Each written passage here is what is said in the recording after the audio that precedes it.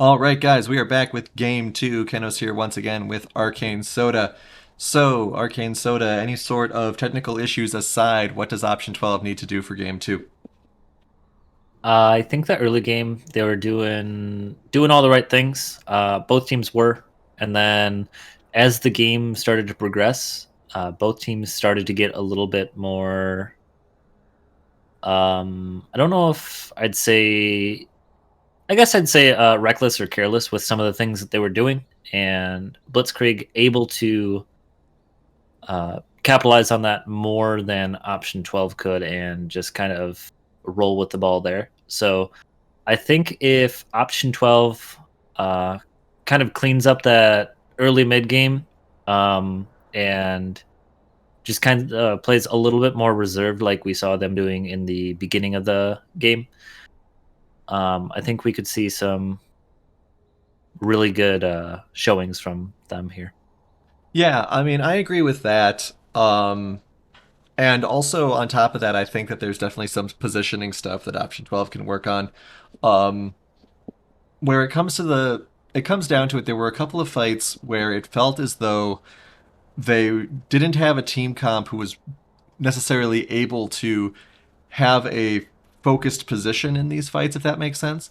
I was talking a little bit about it with the Kled, um, but it seemed like as soon as the fight started, it was almost over already. These were some of the quickest team fights we have had in the LCUS, I feel like, because there was not only so much damage coming out of Blitzkrieg, but Option 12's strong characters, or potential damage dealing characters, I should say, were dying so fast. Yeah, we talked about it a little bit before that game started in Champ Select. Where looking at Blitzkrieg's draft, we identified that this was a team that wanted to get in fights and end them fast, and they did a very good job of that. So if we could see option 12, I don't necessarily know if they need to go for more of a skirmish thing or not, but I think their team comp was fine. It's just execution kind of put them at a disadvantage that Blitzkrieg was able to take advantage of. One of the biggest things that I think was an issue for option 12 there was that Shaken Not Stirred, that dragon play put him a little bit farther behind than he needed to when he TP'd down to secure that first dragon, as well as just some of the pressure that I think Blitzkrieg exerted on that top lane. Put Shaken Not Stirred in a position that he couldn't really match J Dog or 1v1 him, so he couldn't be this split push monster that we need to see.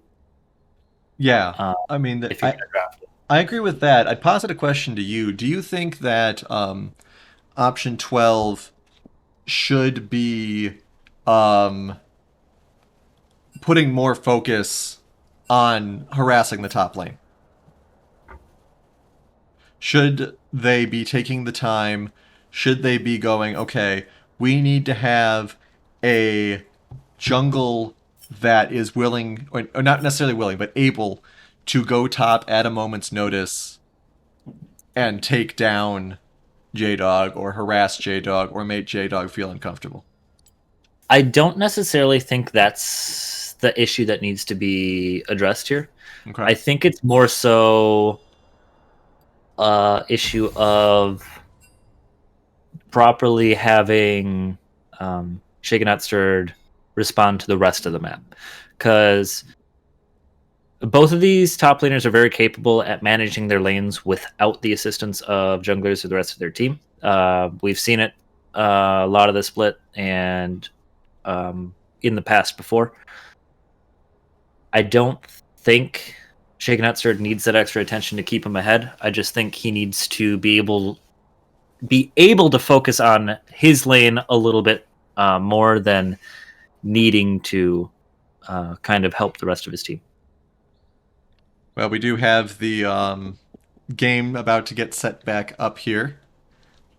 We will see if we're able to jump back into it. Hopefully, any sort of technical issues are being addressed to the best of the abilities of the players that they are being affected by, specifically Prowler, we assume. Um, but we'll see how it goes.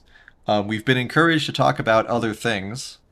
This is not me saying we are. We have actually been encouraged to talk about other things while this is going on. So, Arcane, how do you feel about the expanse of MOBAs into the mobile field? Um, well, I haven't really played too much of the MOBAs on mobile. I've actually been avoiding playing MOBAs too much or that much as of late. I haven't really been playing too much League of Legends. I've been mostly spending my time doing other things, but I did hear that Wild Rift is now available in NA. Mm-hmm. So, Yeah. I mean, I've seen people talk about it. I haven't really tried it myself for beyond all the obvious reasons. Um, but I think that it's interesting that that's a landscape that MOBAs have been taking a look at. I I don't know. I don't really feel like I have no experience with Wild Rift, but it always feels to me I kind of like my MOBAs a little bit longer, a little more in depth, and that always strikes me as something you can't really do on mobile. yeah, mobile games are kind of designed to be kind of quick and accessible, you know? Right. Uh, get in, get out while you're waiting in line or And sitting around waiting for an appointment, whatever. And that's kind of the appeal to them. mhm. And that was the weirdest thing to me with when the Switch was going on, right? Hmm. Um, because everyone was saying like I saw all these people online going, "Oh my God, I can play Dark Souls on the bus." And it's like, why would you want to play Dark Souls on a bus? Why would you want to be going into Ornstein and Smug and then suddenly some dude bumps into you and spills their soda on your lap or something? I don't get it. I think Um, some games transfer over to that a lot better than other games. Like I think Diablo 3 did a good job being ported over to Switch for the mobile accessibility. Things like Dark Souls, I feel like are all right, but those probably appeal more to like the at-home version of the Switch. Which at that case you're probably better off running it on your other consoles or uh, PC. sure, and there's no question that many games do translate reasonably well over to mobile games that you can pause. Games that have features that come down into chunks rather than Mhm. massive epics that you need a certain amount of time to complete. I know that Sigtal Lord is very passionate about Wild Rift. Um, we have him saying mobile MOBAs are very fun, which again, I'll take your word for it. Um, Me as well. what was that? Me as well. I'll take his word for it as well. Sure, Very trustworthy guy, you know. but at the same time, just mentally, as I'm thinking about these sorts of things, how long is a Wild Rift game, right? Um, is it like 15 minutes, 20 minutes? I don't know.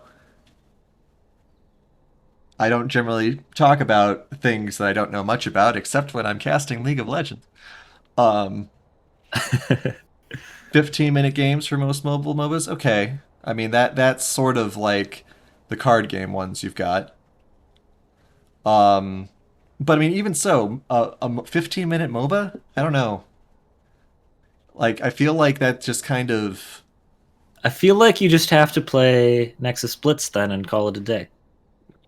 right. It kind of feels like to me, and again, I know nothing about this, but to me, when someone tells me, "Hey, this is a MOBA you get done in 15 minutes," especially if it's a translation of a game like League of Legends, whose games take, let's say 30 to 45 minutes, Hmm. 25 to 35, less than that if you're in a team full of all randoms who want to surrender. Um, it feels like some sort of sacrifices have to be made to simplify down the experience so it can get done in 15 minutes, right? Right, and it's just the control scheme is operated so much differently just because you're running it basically on an entirely different platform. So that can be a huge influence there. MOBAs that you run on mobile just inherently have to be toned down a lot more. Not necessarily as much by a limitation of some modern hardware that is being put into phones nowadays, which is pretty impressive. But mostly just to keep it from being excessive for a mobile experience, you know? Right. Yeah. I mean, there's a lot of things that have to go into whatever the UI is like, whatever the sort of, the way the camera is controlled, for example. Um, I think maybe there should be like a Discord or a club for everyone who still plays League of Legends, um, with the screen locked, right? Because I that, know a few people that do. I know a few people that do. yeah, and like just we need to get those people. We need to get them into a room and like dissect their brains or something. Need to figure out what the understanding of that is, which champs that they only play, because those are the only champs that can actually work on lock screen only. We get more Um, people coming out in chat expressing their stance on that they play lock screen as well. And I, you I, I guys I are don't think I believe Eternal brave individuals. Uh, willing to share their experiences.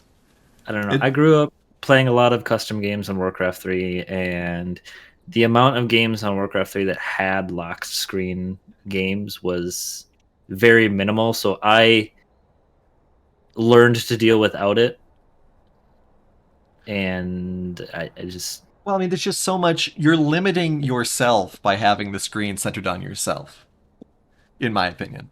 And I right. think, You still have the option to like click and drag on the map and like break the lock screen, but it'll snap back, and right. it's nice to kind of keep that focus on your character and always be like, all right, I'm in the middle here. I'm always right here. But at the same time, it's really easy to just I think the default button is spacebar to just snap back to your character. So Right. I I don't mean, know. I unlock and snap back. That's cheating. I'm talking about specifically only ever having the camera centered on yourself with that feature. And there are people who do that, and they just don't play characters like Pantheon or something. well, clicking on the minimap to look around isn't. I wouldn't necessarily call that cheating. Well, I know, but I'm talking about like people pressing keys specifically to snap and unsnap. I think, Yeah, toggle it. right. That I would. Yeah, Yeah, I mean, because that's not the same. But I mean, now see, this is all we need to talk about. We don't need to talk about specifically League of Legends to make the chat active because they're talking more now than they were during the game. Um, but I'm quickly running out of things to talk about, which is going to. Speaking of camera snapping tools for League of Legends, if you hit I hope this is common knowledge, but if you hit the function keys F1 through 5 and you don't have them rebound like a monster to be your level up skills, like I know some people do, those default snap back to you and your teammates in order to how they are organized on the scoreboard. Let's talk about pizza again. Shall we talk about pizza or no? I think We we're we we're actually starting the game soon. It looks as though we're going to have fans substituting in for Prowler. Yeah, so that I think confirms the networking issues that he was potentially experiencing. So unfortunate to see that we need to do this, but nice to see that we have a suitable replacement available Yep. to give option 12 a nice fair chance at this semifinal match that they've worked so hard to get to. Yeah, absolutely. It's interesting that when you're playing these sorts of digital games that these sorts of issues can crop up. We see these sorts of things. Like you're not necessarily going to have a football game interrupted by these sorts of things. Um, but at the same time, you have these sorts of things come up in like StarCraft tournaments where suddenly they need to like completely replace a computer, things of that nature. Nickelbocker's trying to get me to talk about DMC, but I don't really like DMC enough to care about what Dante's favorite pizza is. That's fair. That's fair. I could rant about the Ninja Gaiden trilogy coming in June, but I'll do that plenty once it actually comes out. What games would you give a 10 out of 10? Asks Chocolate Moonshine. Arcane Soda? Hmm. It's very difficult for a game to actually get a 10 out of 10 because I look at things as like if I'm doing like a rating for like people or whatever, I'll give a max just to be like polite and whatever. But like if I'm actually gonna rate something, uh, 10 out of 10 experience. I was a huge fan of Horizon Zero Dawn. I'm very excited for the sequel coming out to PS5. So if I was going to give a game a 10 out of 10, Horizon Zero Dawn would definitely be on that list.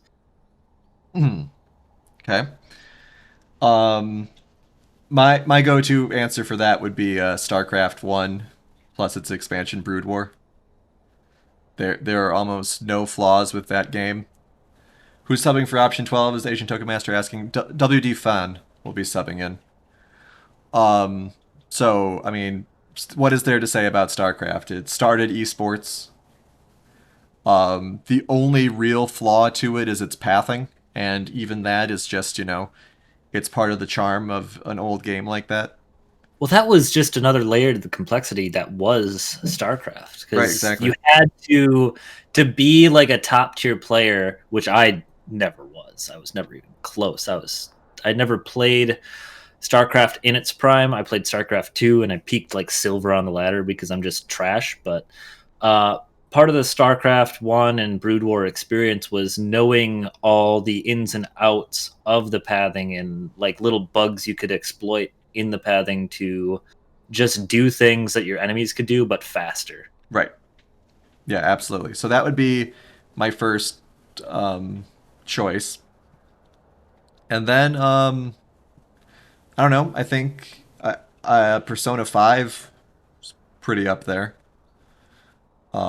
Recent game, JRPG game. I'm sure everyone who's listening's heard of it.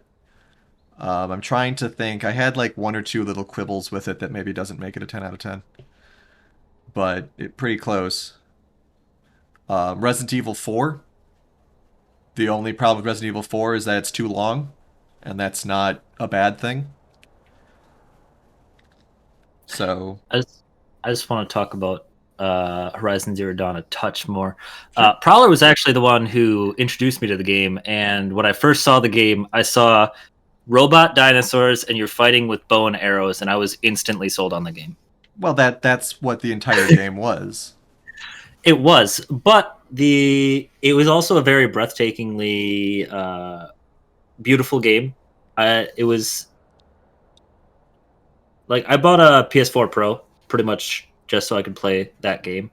I obviously invested in other games afterwards and played other games, but that was I didn't have my own PS4 at the time because my brother had just moved out and took the PS4 with him. So that was what pushed me to get a PS4 Pro and play the game, and it was a very satisfying experience. It was like one of the single player games I've put the most time and effort into trying to 100%, and then I just stopped investing the time in it. But I've gotten most of the collectibles in the game. So let me pick your brain about this then, since you're the first person that I've talked to in a long time who enjoys that kind of game to such a degree. What's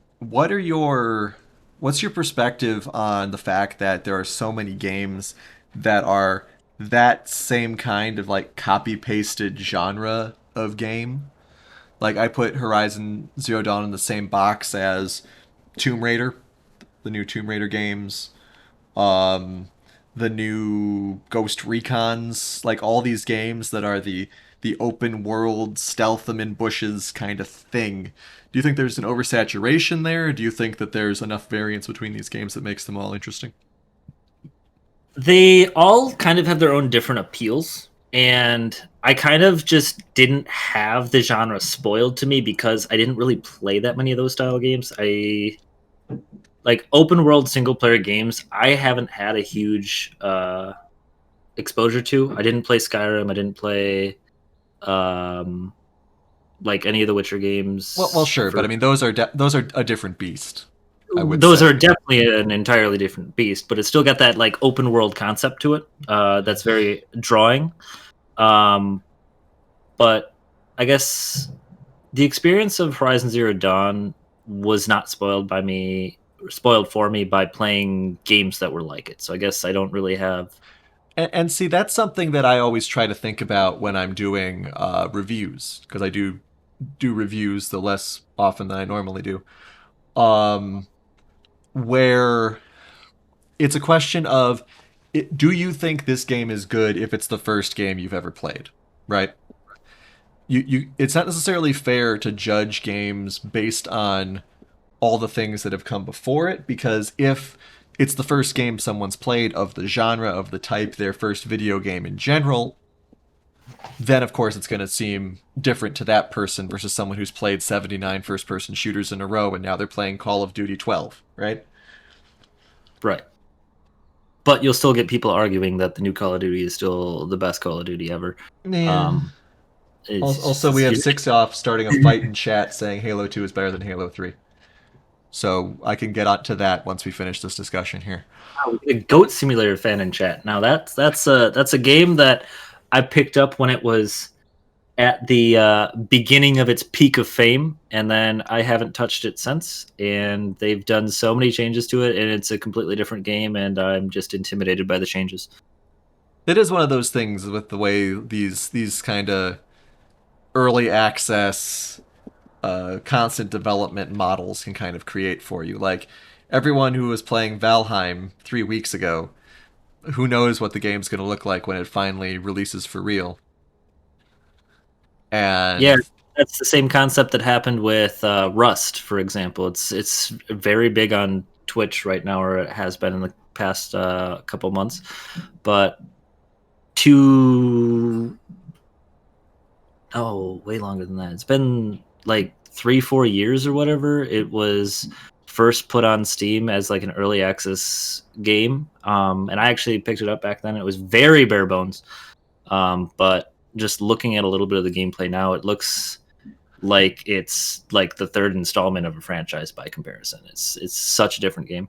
yeah, that can be definitely something that happens with these games that have just such a active lifespan and a continuous growth over their lifespan.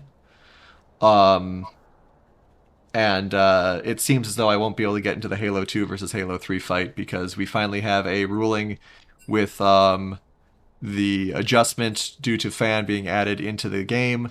Option 12 will not have their Tier 1 bans for Game 2. So, going to be a really rough Game 2 for Option 12 here, but we will see what happens, as I imagine we'll be going in just a few seconds here. So, maybe we could talk about Halo 2 during the first 20 seconds of the pick and ban phase. Yeah. But here we go. So, as mentioned, option 12 will be losing all their tier 1 bans for this game. If we go to a game 3, they will have them back. So It's going to be really rough, though. Effectively, Option 12 only has one ban here for this first phase because they do get first pick. But, I mean, the simple fact that their Blitzkrieg is essentially going to be able to pick any champions they want to start with, it's going to be very hard, I think, for Option 12 to overcome that deficit.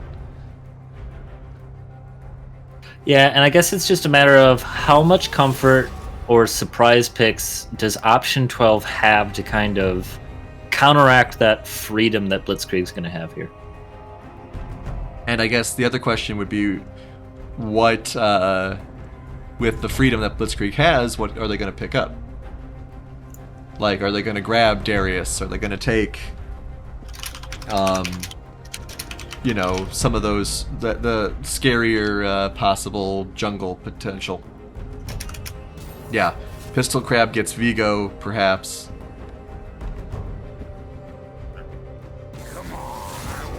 Vigo and Darius. Very scary.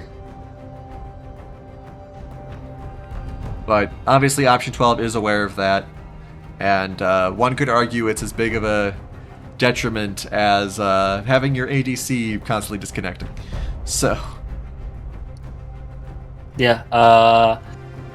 I think this is gonna end up hopefully still being fine for option 12.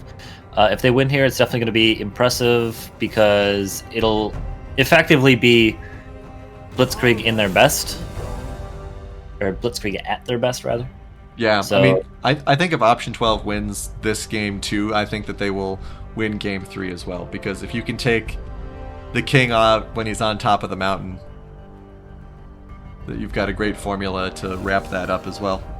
yeah, and if you get the win here, you have a lot of momentum moving into game 3 as well because you've got the win against them at their best, and now they're kind of you're setting the pace for the rest of the series because they've got to kind of recollect themselves and get composed for game 3, whereas you can just kind of ride that momentum that you've got. But obviously, we've got to get to that point before we can talk too much about that. Yeah, they have to get down the. You've got to knock them off the mountain first. And just seeing the Darius and Vigo locked in 1-2 sent a chill down my spine, and I'm not even playing. But we do have Tristana, Rammus, and Swain as option 12's picks. Tristana instant lock for the first pick is interesting. So yeah, maybe we'll see Kaisa as Eternal says. I'm very interested to see what 12's last two bans are. We are going to see the Misfortune. Misfortune instead, of course. The first three bans that option 12 did in game 1 are the first three picks from Blitzkrieg. Brutal. I'd kind of like to see Morgana banned out here by option 12. Morgana ban would be very nice. Diana and Morgana, just the 1-2. I could see that. I think so. Morgana was very useful for Blitzkrieg in that previous game, and it's going to be very annoying to deal with in this game for the Rammus, for the Swain. We have Prowler predicting it's Rammus top. And which would be very funny considering the two bans that Blitzkrieg did were trying to ban out that top lane. Yeah, let's get some option 12 take my energy in chat. Come on, guys. Who wants a game 3? Who wants to see somebody stop Darius and Vigo and Misfortune? Alright, so we do see the Morgana ban that's going to land Smokey the Bear on Thresh. Very scary, of course. But the question is, are we going to see a Malzahar? I do like the float on the Malphite.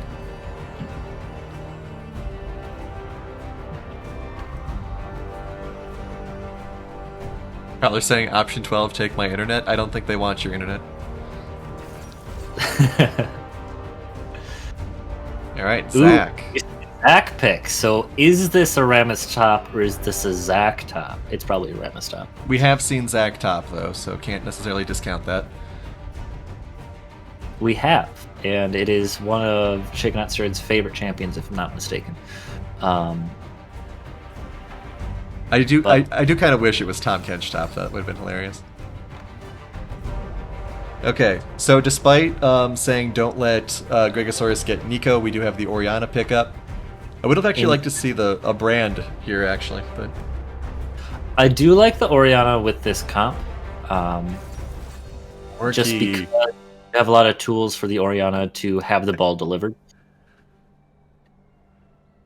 Man, I was gonna say we haven't seen Corki in what feels like forever. Brandana playing very interesting mid laners. Part of me wishes that I could still say that. Oh, come on, what's wrong with Corki? I'm just not a fan. I didn't like the concept of an ADC that builds straight AD yet does 75 to 80% magic damage. It felt counterintuitive. Sure. And his kit just doesn't appeal too much to me. His ult's a little underwhelming.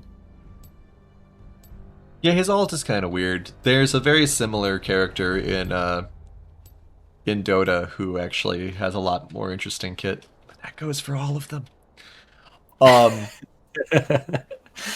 All right, so we got a lot more durability coming out of option 12 here. Zac and Rammus, both very dangerous, tanky characters. Swain, of course, can become durable as well.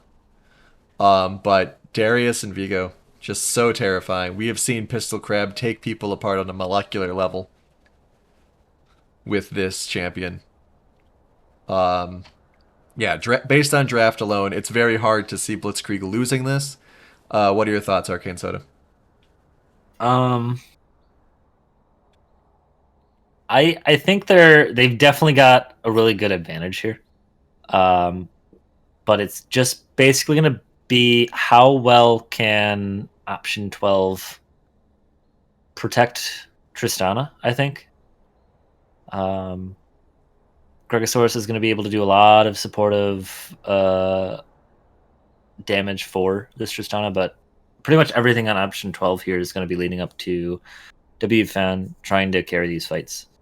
It's got all the tools there for him, except for like a caster enchanter support, but Swain is definitely not a bad support to pair with it, giving you that little bit of extra uh, grab potential as well as some burst damage. So I definitely favor Blitzkrieg here, um, just because I think their comp is a little easier to execute as well as a little bit more potent. But I'm not going to count option 12 out of this game yet. I think that something interesting to think about when it comes to option 12, um, since we have to the best of our ability, try to sell this as a balanced experience. I like the amount of disruption they have on their team. I think that like J Dog may just straight up die if Rammus comes in for a gank because Zac and Rammus combined can just mess up an attempt to run away so badly. Oriana, of course, has her own disruption tools. Tristana has a little bit of that as well.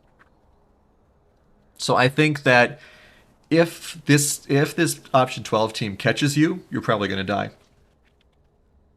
I think that that's the takeaway I'm getting from this. But so, maybe they'll be a little more aggressive on Vigo then, but Vigo of course has his own escape tools. We'll have to see what happens. Game 2, option 12 Blitzkrieg. Option 12 needs to win this to stay in the race for the finals. Now let's see those skins. Let's see those skins. It's going to be Crystal Rose, Swain, and 4 others.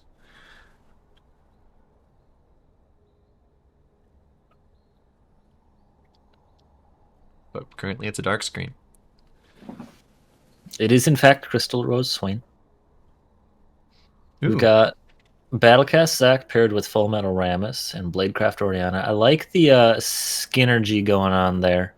Yeah, I think I got to give this to option 12 again.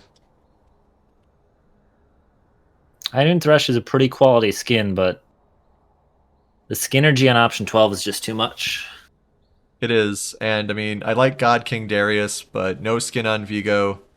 Dragon Wing Corgi, whatever. And no one actually likes Gun Goddess Misfortune, despite all of the fancy graphics that Tilted Pig has applied to that skin. No one actually likes Gun Goddess Misfortune. Yeah, I was a little upset with it when it released because the concept's really cool. I just don't like the look of it. I just thought it was such a weird. Because I mean, is it a high tier skin or like what? Where is it on the skin tiers? It's not. Yeah, it's It's an an ultimate. ultimate. It's an ultimate skin. Yeah, Mm-hmm. and it's so strange compared to some of the other ultimate skins, right? Just doesn't make much sense. And I mean, obviously, there's reasons why people purchased it. We have some people in chat talking about reasons why it was purchased. But like, I mean, it just I don't know who decided it was a good idea, but they were wrong.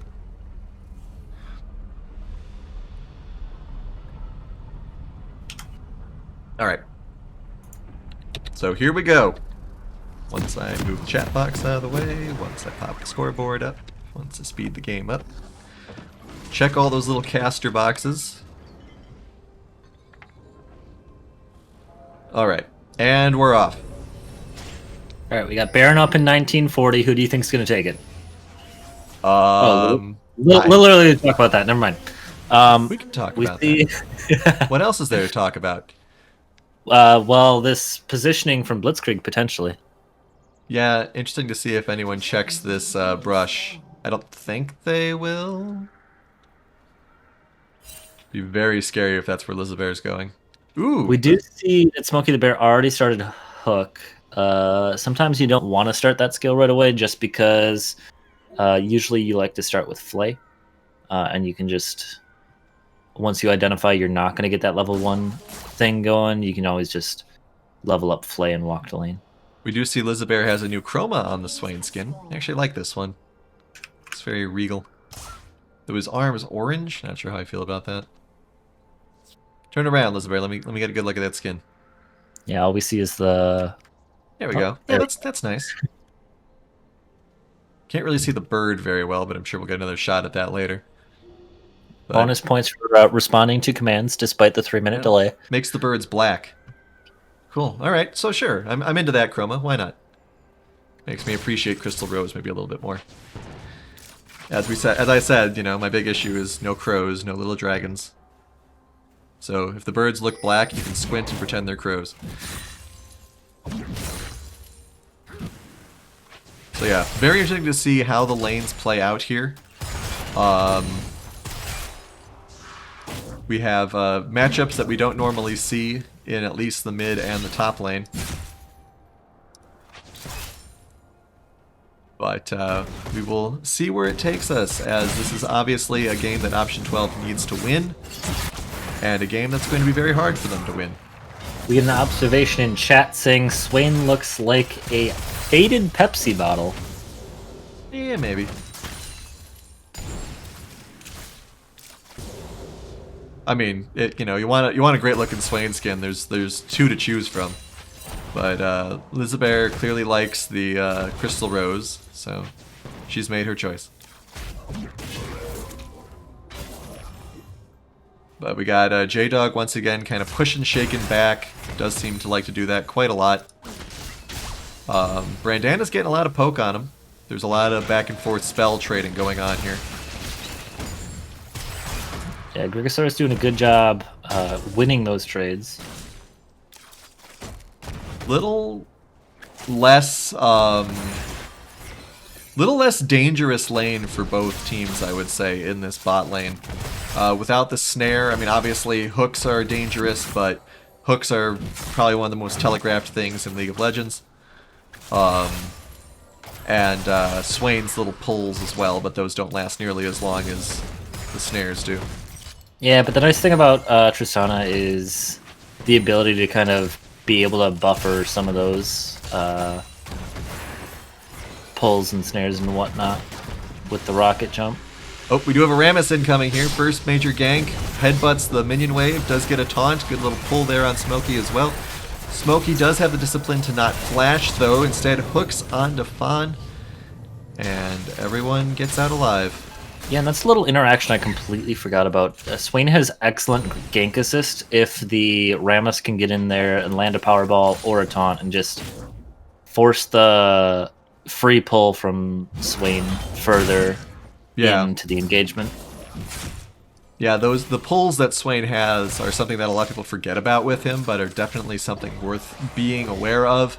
We do have Grigosaurus getting ganked here as well. Pistol Crabs eats a tower shot. We get an observation from chat kind of pointing out that Brandana did start with a cull, so opting for a little bit less damage / trading potential in the early game to try to get a little bit of extra cash in his pockets. May as well. Big jump in there by Shaken, but doesn't actually get too much done, and now he's paying for it as J-Dog is fighting back. Gotta keep an eye out for that. Obviously, Darius has mana, while Zac does not. So that can help Zac long term, but we do see Shaken going back. And of course, people are saying that Vigo is so buggy. And that's something that's kind of interesting. You'd think that Blizzard would have, or not Blizzard, Riot would have learned from Blizzard about these sort of multi-shaped characters like Vigo and other abilities of that nature. Bon in a little bit of trouble here. Should just be able to jump out though. Oh, the stun prevents him from getting hooked. Yeah, fortunately able to flash heal out of there as well. Hook anticipates just a little bit more than can be done, so Almost a very powerful first blood there, but once again, Thresh's hook being a little telegraphed leads to the need to overcorrect rather than someone like Blitzkrieg.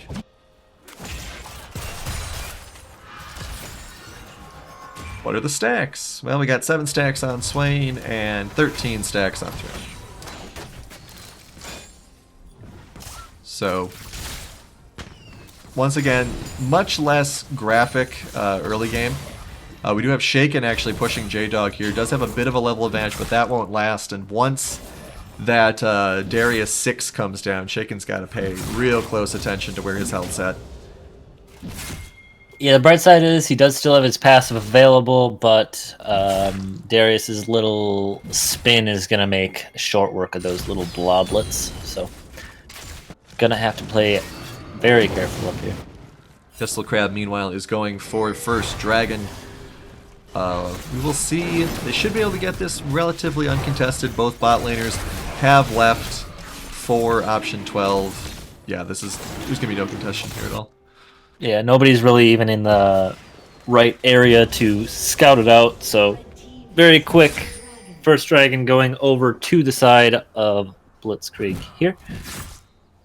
And we do see Shaken being a little cautious here. Maybe trying to get Burn the Heretic to come help. But they're very close to turret, so I don't think they're going to be able. And once again, J-Dog has been warding very well, so he should see the Rammus here, but there's a big jump in here. Here comes the pull. The Ghost is coming as well. The flash is blown. Ultimate's used there. So they do get a flash out of him. But not much else. So we'll see what happens. A little bit of that jungle pressure up in the top lane, which is what we were talking about earlier. Looks like the bot lane is all getting to 6 within the next wave or two, and we will go from there. Yeah, it looks like in that top lane engagement, Burn the Heretic actually canceled his power ball before connecting with J-Dog after the flash, so changed into his defensive ball curl stance instead of trying to follow the flash to start that engagement off. They very clearly didn't want to tower dive that. I think they're scared of the potential that Darius has when you get to low health, for obvious reasons. No reason to feed the Darius if you can help it. Yeah, I definitely think there was kill potential there, but I'm not gonna harp on him for not trying to tower dive a Darius that was over 25% of his health. And Burn the Heretic once again is kind of lurking here, but there are wards in that brush, so he's not going to get a sneak attack that way. This is a problem because he's now going to be behind on levels somewhat significantly. Pistol Crab is almost half a level ahead of him, if not more. And all of this sort of like passive play, but actually Smokey kind of steps the wrong way, but manages to get a little bit. Yeah, they should be able to get out of this. Good turnaround, actually. Fawn might want to jump out here. He's not doing it. There are flashes blown for it, and everyone... Actually, Queen Elizabeth may die here. Good flay. Oh, the hook misses again. Rough. Yeah, and option 12 here, able to escape with very, very low health bars. WFan, don't know if his rocket jump just wasn't available or he was just making sure he needed to do it, but able to kind of bait out the flash from Tilted Pig there with it, so... Yeah, they did manage to grab some flashes there. Was beneficial. I was surprised that Smokey kept their head very well there. Was able to just very calmly do flay, do those abilities that kept him alive. But now we have Brandana, and just the whole team is down here, and this is going to be 2 dead members of Option 12. without much delay. Actually, the turret fan with the great knockback play there. They managed to get 2 for 2. Who would have even thought that was possible? And up in the top lane, Shaken might actually kill J-Dog here as well. 1 or 2 more punches. Uses the control ward against him. While you were watching the fight in the bot lane, Shaken Not Stirred quickly cleared out the minion wave in the top lane with the ultimate and kept J-Dog under tower to take a couple hits. He was able to almost escape, but the elastic slingshot allows Shaken Not Stirred to chase him just enough to clean up that kill. And I mean, that is definitely one of the ways you can tell the incredibly powerfully balanced. Well, actually, hang on, Gregosaurus in a little bit of trouble here first. Pistol Crab coming in with a good stun. Smokey lands a great hook with the flay. There is a flash. Good at Orianna ult, actually, and Gregosaurus gets away. And Burn the Heretic shows up just to make sure that there's no dive going on to Gregosaurus. Even uses Ghost there. Anyway, Zac is one of those champions where you have, if you have the mechanical understanding of him, he can get a lot of really crazy stuff done. Just because his pulls and his bounces and his jumps are of so much nuance depending on the situation. Speaking of which, here comes the jump now. So much disruption from the Zac. Yeah, so much disruption. We also sort of have Burn the Heretic's leaving. I was going to say, if Burn the Heretic decided to move up and come up river, they could probably kill J-Dog here. But we do have Dragon in 10 seconds. Shaken does have teleport available, so he could come down here if his team decides to make a move on the Dragon. It looks as though there's a bit of a setup there. J-Dog is actually walking down river, coming this way. Brandana is sort of going to try to sandwich Gregosaurus there, who actually sees the Darius. So everyone's here, except the Zac, who does have teleport, as we said earlier. So this could be one of our first big major team engages here. Gregosaurus getting some chip damage off onto J-Dog right away. Dragon, though, is already at half health. It's just going to be an easy dead dragon, I think. Yep. Nice hook on Lizabear as well, but they don't pull over. Yeah, no engagement to follow that. I think it's a wise decision by Smokey the Bear not to follow that. This time we see it's going to be an Infernal Soul game, so would have been very beneficial for option 12 to pick up that Mountain Drake, especially with the 3 tankier members on their team. But it's kind of funny how... Can we just talk about how J-Dog walked all the way down river just to kind of like punch Dragon twice and then went home? Sometimes it's about sending a message, you know? Right. Well, he knew he didn't have TP available, and Shaken Not Stirred did, so he just wanted to be able to answer there, but Shaken Not Stirred opting to just go for some plates and further his... try to create/further a lead in that top lane there. Oh, sure. It's entirely possible that... oh, nice turret shot there onto J-Dog as well. It's entirely possible that if J-Dog had still been top, option 12 would have made a play for Dragon. So I'm not saying that that choice wasn't correct. It's just that J-Dog, as he's about to go down here, actually... maybe? Yep. Yeah, ultimate was not enough to... split that blob man up. So another kill going over to Shaken Not Stirred in this top lane. It's just kind of funny that such a dramatic play as I'm just going to march straight down lane was met with such anticlimax, that's all. We do have Pistol Crab lurking here. Shaken may be in a little bit of trouble. Does have a 3-level advantage over Pistol Crab, but doesn't want any of that nonsense. Because who knows who else is coming with 2 members of the team missing, and he just kind of walks away. So, very interested to see where the game goes from here. Option 12 is in the lead, but the gold lead does rest with Blitzkrieg. Take a look at the gold differential here. Most of the gold imbalance coming from Viego and Corki.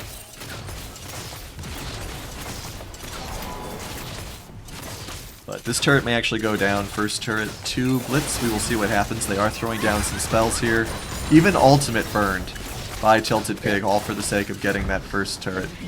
They want this gold. They're gonna get it, but they're gonna get a collapse on the backside. Flash coming out from J-Dog to try to disrupt that teleport, but not gonna be able to do it.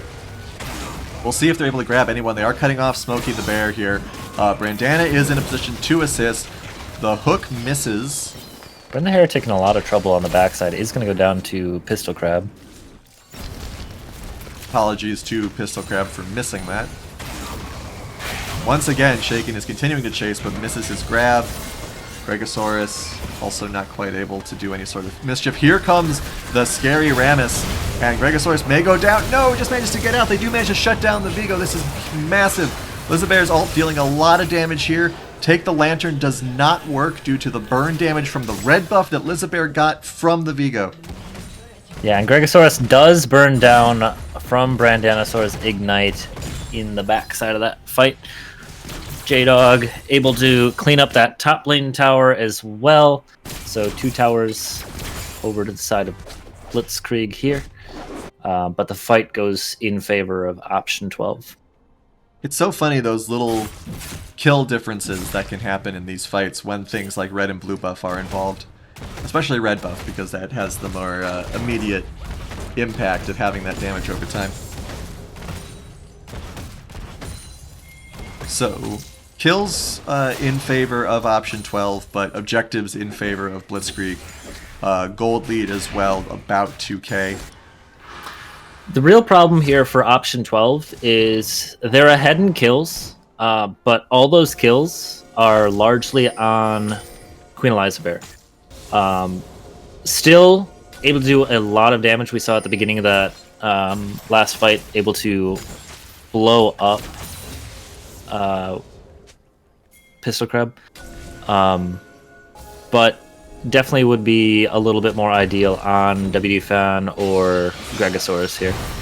Looks Absolutely. like we engagement here. Burn the Heretic is called off. Dragon is about to spawn. Option 12 definitely has the setup for it. Yeah, this is going to be very interesting to see if they decide to focus on this or not. Everyone is here. There are no teleports. There is no dramatic walking. Everyone is just standing here. Corki does have the chip damage. Lizabear is already under 1,000 health. Yeah, Shaken Not Stirred standing on the side very threateningly. They do manage to able get the to- dragon. And the fight to follow. Shaken Not Stirred wants to start something up. Shaken does start something up. Unfortunately, the Vigo comes in from the backside and manages to pick off Gregosaurus. They all turn onto Pistol Crab here. Let's see what happens. Big misfortune ult in the center. Fan takes out Smokey the Bear. Shaken Not Stirred is stuck trying to run to a blast cone here. Gets taunted by Pistol Crab, controlling Rammus. Lizabear takes a ton of damage. The shutdown goes over to Darius of all people. I really don't agree with the Zac play there at all. I liked what he was trying to do. The team wasn't there to follow him though, so should have been a little bit more reserved on that. And Pistol Crab's able to sneak in right behind him when he uses his Q on to Smokey the Bear. So very unfortunate series of events for option 12 there, and they get the dragon, but they lose everything in the fight to follow. Yeah, they should have just taken the dragon and gotten out, as Mixlink points out in chat. They had it, and they theoretically had a clean escape as well. But Shaken seemed to sense a momentum shift that wasn't there. Yeah, it almost looked like there was a split call there. It looks like half the team wanted to just disengage, and then Shaken and Burn were looking for a pick. So if the team's on the same page there and wants to go for an engagement, I think that looks a lot better. Like, I think the results look a lot better for option 12 there than what we saw, but just a little bit of a split decision, and the fight goes in favor of Blitzkrieg there. We have Swain at about 22 stacks, and Smokey is at 49. Pistol Crab is doing a little bit of invading hijinks, but is spotted.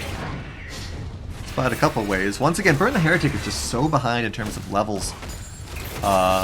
Also sad. He's getting absolutely bullied right now. 3 levels down on this Viego. Yeah, this seems to happen with Blitzkrieg. They just seem to be able to get ahead with this jungle because of Pistol Crab's incredible play, not to mention playing on one of his most dangerous champions. the kills have also swung over to Blitzkrieg's favor here. We do see Gregosaurus split pushing / farming, which is something that he does do sometimes when his team is behind. Really need to see this this Rammus get a good item on his belt. Everyone else has one. Well, maybe not. Brandana's only got the Essence Reaver, but I mean Essence Reaver is a... Oh, and he's got the Mana Moon too. I missed what item it was because it was grayed out. Another turret down. 3 turrets to 0. Yeah, Shakenhead started able to do a lot of ship damage to that top lane tower earlier in the game, but kind of forced to go around with his team now as we shift into the mid game, and not able to knock that thing over. Fortunately for Gregosaurus, manages to get out before J-Dog gets there. We do see Tilted Pig now doing some split pushing as well. Oh, Corgi jumps in here along with Pistol Crab onto Fan and Elizabeth, and they just have no chance. Pistol Crab now in the Swain skin, but fortunately Shaken is playing Zac, so he can jump out no problem. And this is actually a relatively aggressive Baron call here. I don't think it's the wrong one though, because not only is the bot lane dead, but just momentum-wise, Blitzkrieg is so ahead. Yeah, Baron's already below half health. Shakenhead did spot it out though. A lot of ultimate damage blown there. Unable to get in range of anyone to disrupt that Misfortunate ultimate, and just has to take the entire wave of it. So 2 more kills happily picked up by Blitzkrieg here, as well as the Baron's gonna fall while J-Dog kind of goes out, scouts out, and threatens anyone that comes close. Yeah, rough position for sure. Gotta look out for Pistol Crab, who does do a nice stun there. Fan in a lot of trouble, just gets executed, and man, uses Tristana to jump away. It's adorable.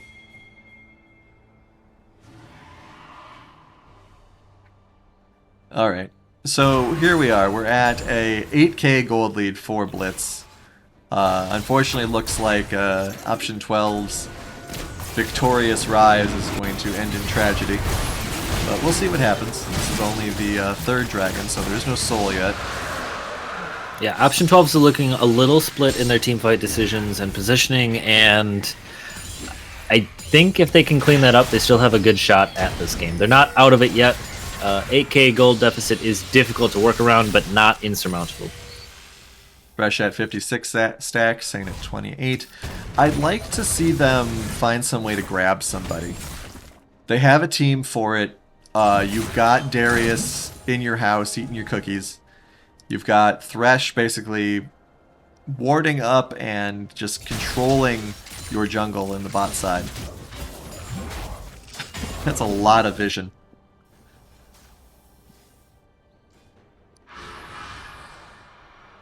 But it's rough. It's hard to know where to go in this situation. I pulled the gold up differential here. 2k gold differential top.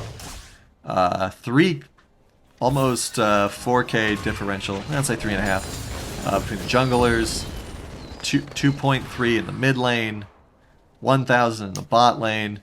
And Elizabeth, because of those kills she picked up earlier, is still staying ahead of Smokey.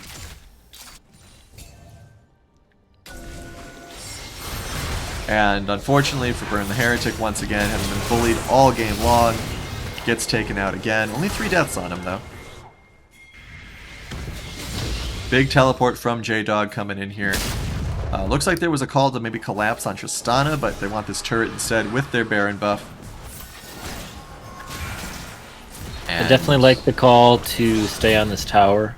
1 more kill doesn't mean too much, but objectives are a little bit more difficult to consistently push for, so. Yeah, there might have been an argument to try to hold that turret, but unfortunately without the whole team there, they aren't quite able to manage it. And we will see where things go from here. Next dragon is still 3 minutes out, so plenty of time for Blitz to take a few more objectives here. They're just playing a nice circular game. J-Dog already heading bot. Good hook there. Gregosaurus is going to get taken out almost immediately. Shaken jumps into the back line. Is causing some disruption, but it's already a 3-on-5. Burn the Heretic tries to go in, but can't get anything done. Lizabear gets destroyed, and all that's left is Shaken Zack.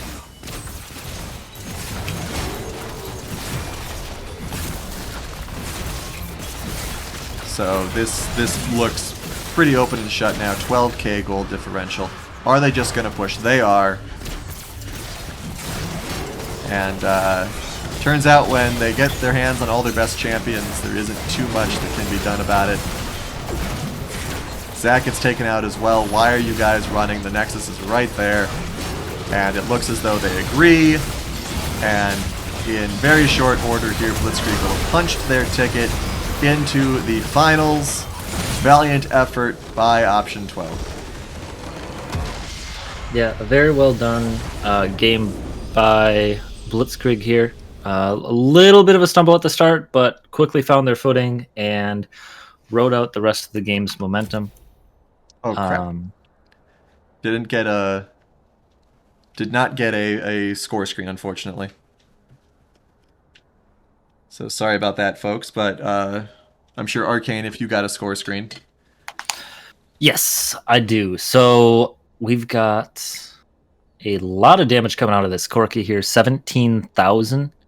Top of the charts. Next highest was Queen Elizabear on the Swain with 11,000. We've actually got 4 people sitting around 11,000 with Zack, Swain, Viego, and Misfortune all up in that area. Very well done by them. Looking at Vision score, got Thresh out in the lead with 49, as well as Queen Elizabear trailing behind a little bit with 42. Overall, pretty high vision scores from everyone on the side of Blitzkrieg, except for Viego, the lowest vision score in the game with only 8. What's going on there? Too busy winning. We can ask him, actually, as we're heading winning. An interview with Crab. So let's hop over there and interrogate him. All right. Congratulations, Crab. Thank you, Kenneth. So, Arcane Soda, you want to take our opening salvo for the question? So, we have a very important question pertaining to that last game. Yeah.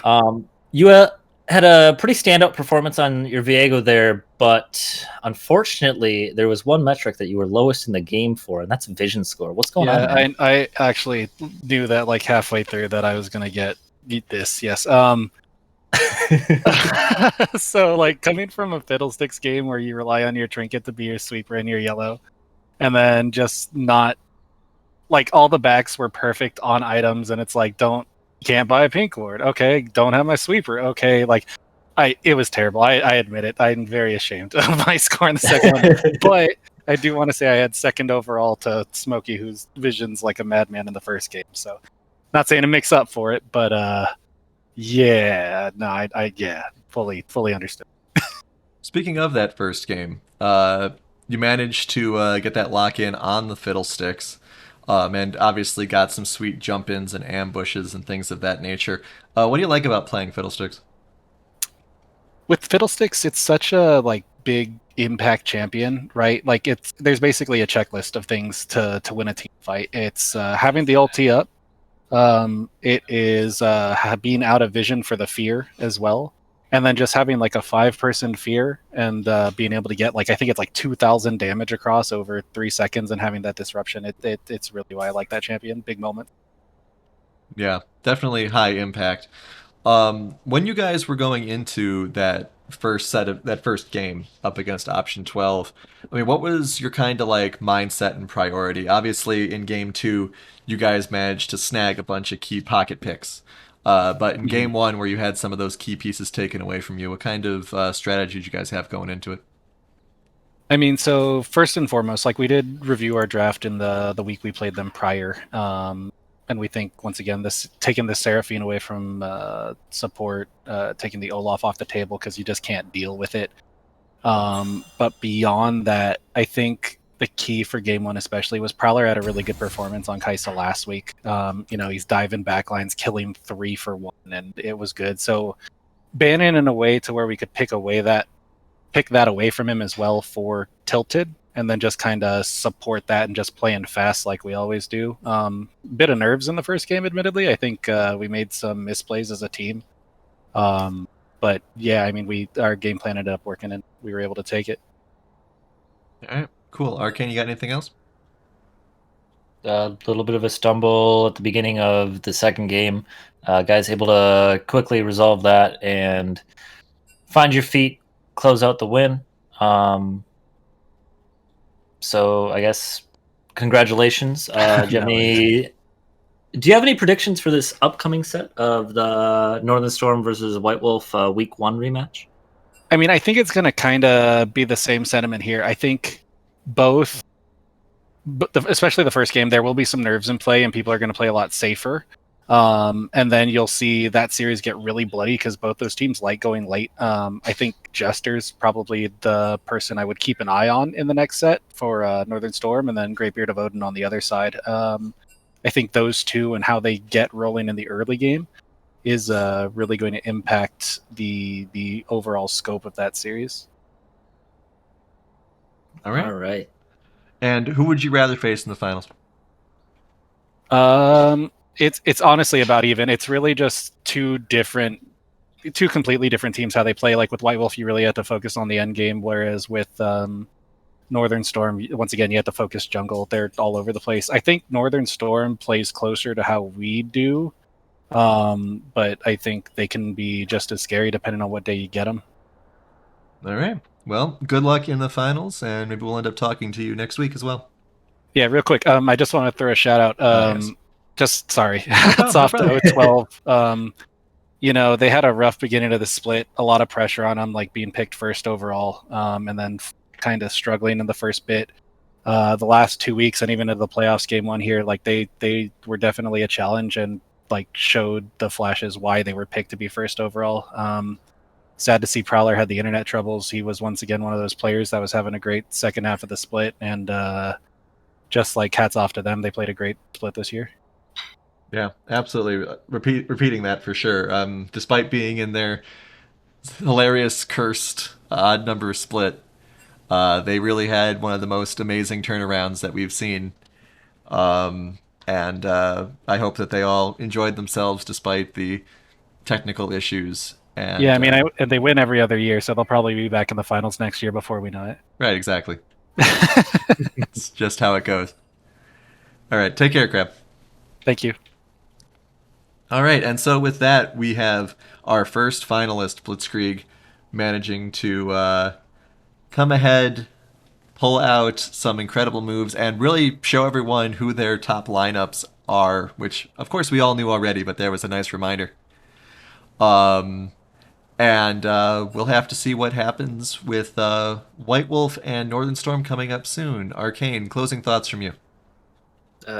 We've gotten a couple exciting games here, but I'm expecting this next set of games to be even more exciting, so stay tuned.